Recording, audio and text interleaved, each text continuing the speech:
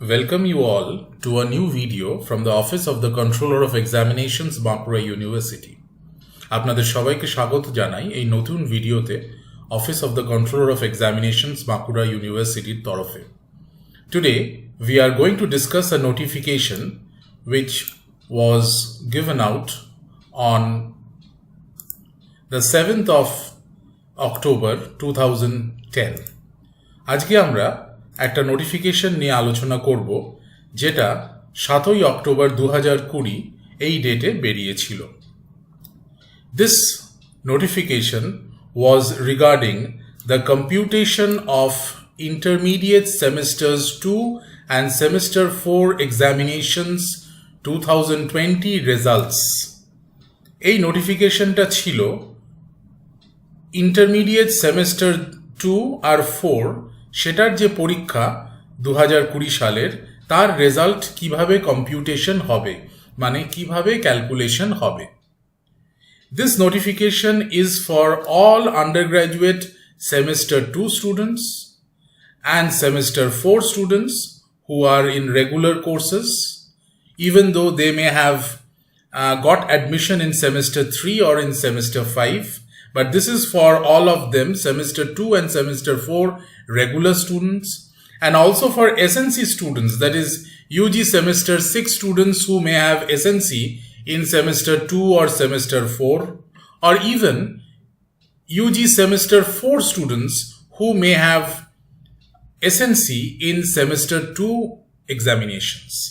তাহলে এই বিজ্ঞপ্তিটা কাদের জন্য আবার বলছি, আন্ডারগ্র্যাজুয়েট সেমেস্টার 2 এর ছাত্রছাত্রীদের জন্য, আন্ডারগ্র্যাজুয়েট সেমেস্টার 4 এর ছাত্রছাত্রীদের জন্য, যারা হয়তো এখন অ্যাডমিশন নিয়ে সেমেস্টার 3-তে কিংবা সেমেস্টার 5-এ আছেন, কিন্তু মনে রাখবেন যে আপনার আগের রেজাল্ট ক্যালকুলেশন হয়নি, আগের রেজাল্ট এখনো বেরোয়নি, সেইটার সম্বন্ধে এই বিজ্ঞপ্তি।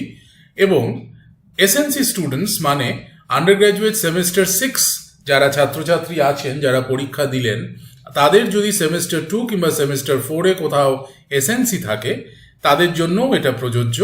এবং সেমেস্টার 4 স্টুডেন্টস তাদের যদি কারোর সেমেস্টার 2-তে কোনো পেপারে এসএনসি থাকে, কোনো পেপারে সিএনসি থাকে, তাদের জন্যও এটা প্রযোজ্য।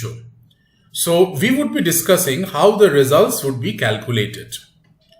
First, 80% of the full marks, the weightage for calculation of based on the full marks, 80% weightage would be considered on the basis of best aggregate percentage obtained in the results by the student in previous 3 semesters for UG semester 4 students and previous 1 semester for UG semester 2 students.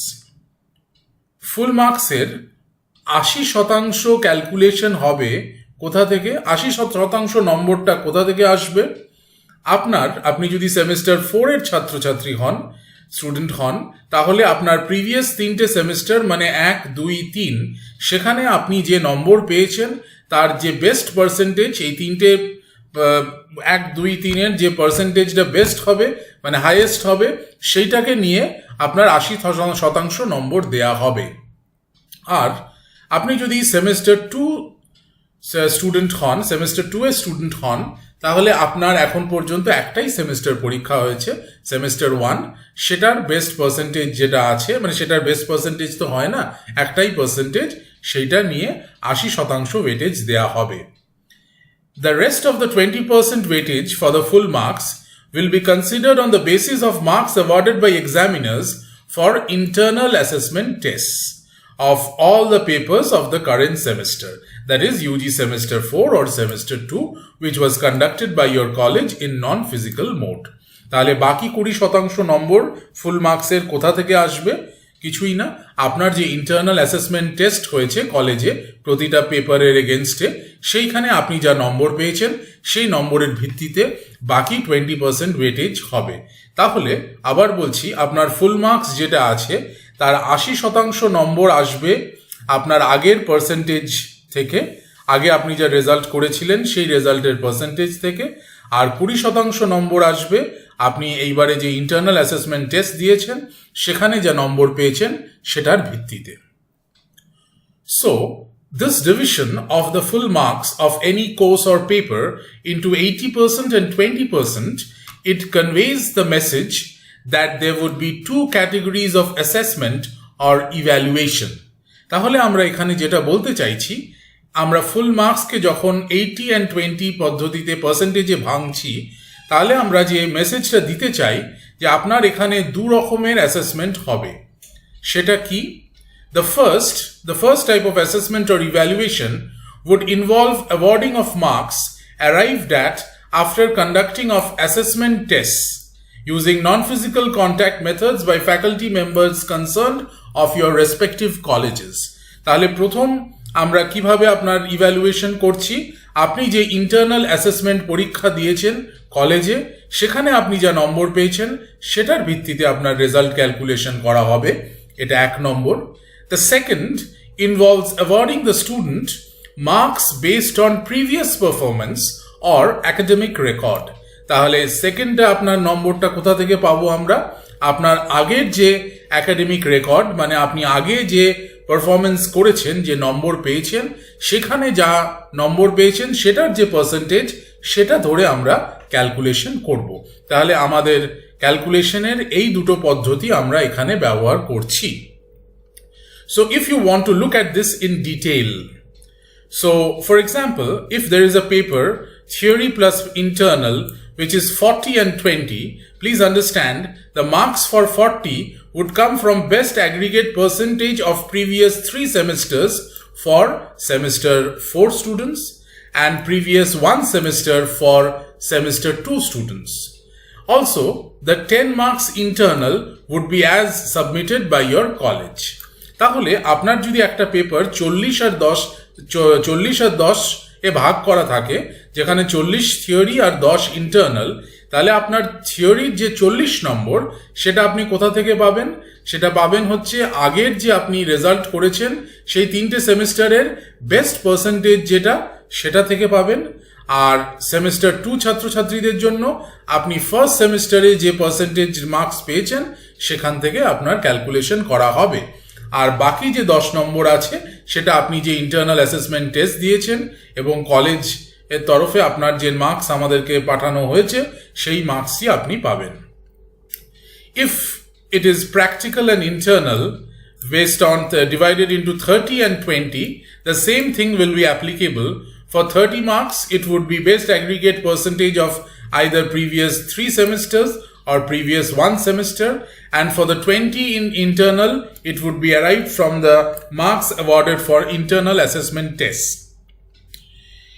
If you are a student of science stream and your breakup is theory plus practical plus internal, 25 plus 15 plus 10.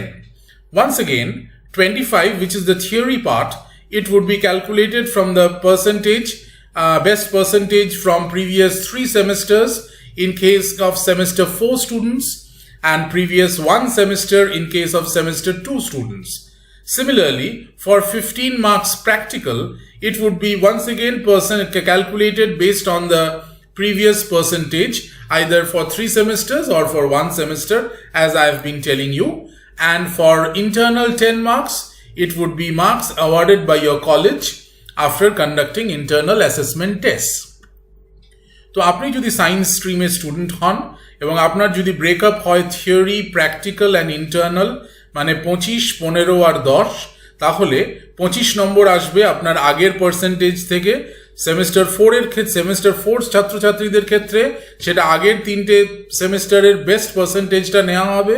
R semester 2 এর ছাত্রছাত্রীদের ক্ষেত্রে একটি semester যেটি আছে সেটার নম্বরটা নেওয়া হবে 25-এর ক্ষেত্রে। সেরকমই 15-র ক্ষেত্রেও ঠিক একইভাবে আগের নম্বরটা নেওয়া হবে। এবং 10 নম্বর যেটা ইন্টারনাল মার্কস, সেটা হচ্ছে আপনি কলেজে যে পরীক্ষা দিয়েছেন ইন্টারনাল অ্যাসেসমেন্ট টেস্ট, সেখানে যা নম্বর পেয়েছেন সেখান থেকে ক্যালকুলেশন করা হবে। তো এইভাবে আপনাদের রেজাল্ট ক্যালকুলেশন করা হবে এবং আপনাদের মার্কশিট জেনারেট করা হবে। তো this is how your results for semesters 2 and semester 4 would be calculated. And as I said before, this is applicable for all regular students of semester 2 and semester 4, as well as students who have SNC, that is semester 6 students who have SNC in semester 2 or 4, as well as semester 4 students who may have SNC in semester 2. So it is applicable for everyone. I want to additionally tell you that for semester 2 and semester 4 students, that your enrollment is complete. Your